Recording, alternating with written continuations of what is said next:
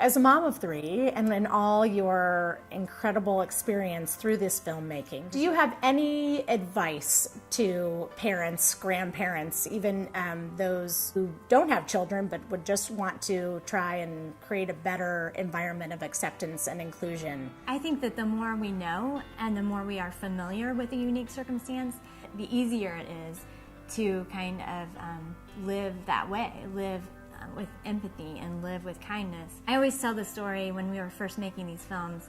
If you had a brother with Down syndrome or a sister with autism and you sat every morning across the breakfast table with them and you went to movies with them and you lived your life every day with them, then you would never refer to them as the kid with autism or the kid with Down syndrome. That wouldn't even occur to you because you know them as, Billy, my brother, or Julie, my sister, and you know the depth and breadth of that person and who they are, and they might like to play soccer, and they may love trains, and they crack you up with their jokes, and then you would think, oh yeah, they have Down syndrome, or they have autism, and that's one piece, and we deal with it and we accommodate it, but they are a kid just like me, and that's where empathy and kindness comes from. And when we create these films, we're trying to cultivate that kind of a relationship.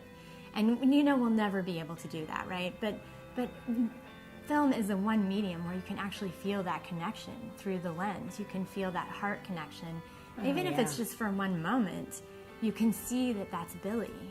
And he has a cleft lip and cleft palate, but that's just one part of him. And he's a great lacrosse player, he's a great dancer, and he's just an amazing kid. So if I see someone with cleft lip and cleft palate, in my everyday life, then I will know, wow, that's a whole person. Because I've had this one moment in this film called Just Like You, Facial Anomalies, where I met Billy. And that's what we're really working toward.